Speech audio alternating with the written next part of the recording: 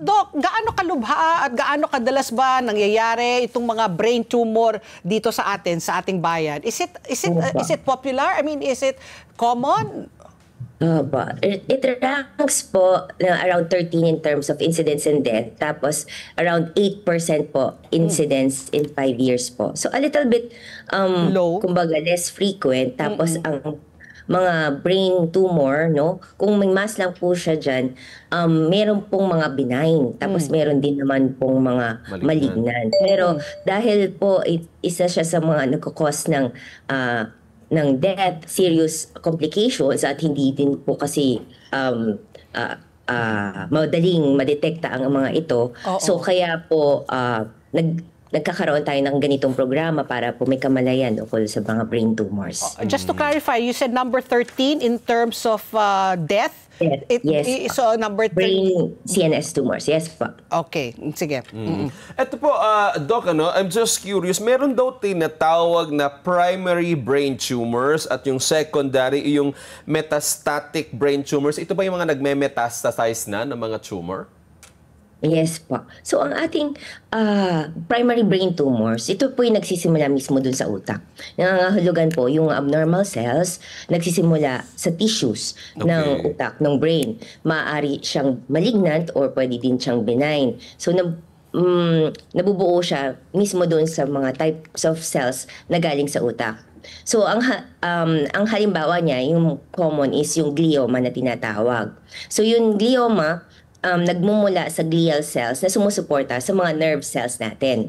Meningioma naman po nabubuo sa meninges or balat ng utak at primary pituitary tumors naman po nagmumula sa pituitary gland.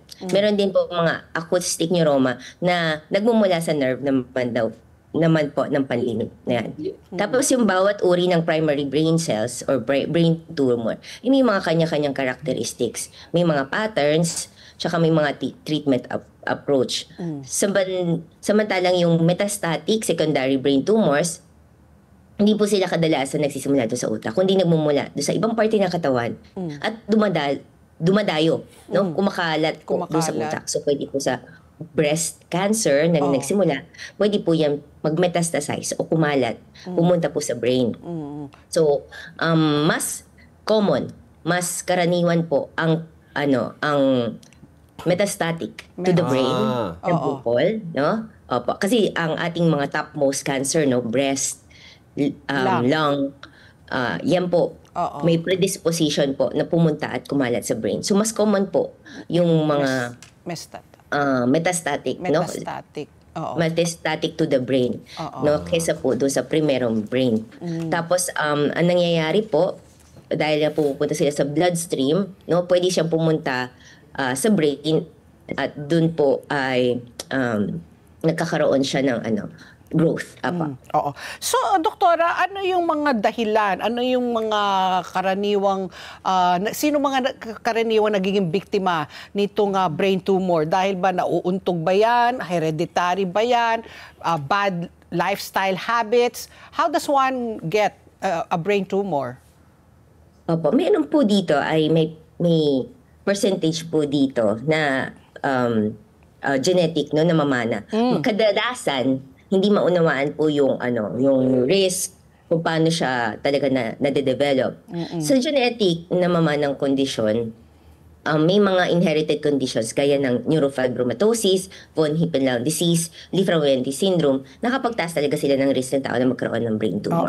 Tapos may mga kondisyon naman din po na mula sa magulang sa anak, may mga kasamang specific genes na mutations na nagpapataas ng susceptibility sa paglaki ng mga abnormal cells sa utak. Tapos family history, no? So mahalagang factor. May kamag-anak na may brain tumor, lalo na yung first degree relative, magulang, kapatid, anak, mas mataas ang risk nyo magkaroon ng brain tumor kaysa sa mga general na population. Pero hindi naman ibig sabihin na pag meron kang kamag-anak na, tama po yan, na meron kayong kamag-anak na may brain tumor, hindi siya ibig sabihin na tiyak na kayo magkakaroon ng brain tumor. Pero kailangan maging vigilant, as kailangan din magkaroon ng genetic counseling. Apa. Oo, kasi So, posibleng... isa din sa risk factors yung edad, no? Correct. Edad. Bakit siya tinatawag na natural risk factor? Kasi po, ang edad, no, as the time goes by, you can get more carcinogens in the environment, no? Whether sa food, processed meat, ganyan. Healthy lifestyle dapat. Kumbaga may mga chemicals, disruptive agents na pwede pong makuha ang katawan at kung hindi nare-repair ng katawan,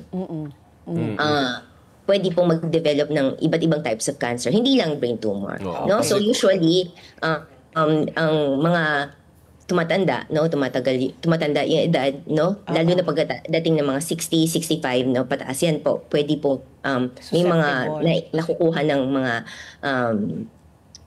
nabubuo ng mga carcinogens, no. Pero again, no, hindi naman ibig sabihin na edad ang risk factor, hindi to makukuha ng mga bata, no? Hindi exempted ang mga bata. Dahil mayroon din certain types of tumors na mas karaniwan sa bata, no?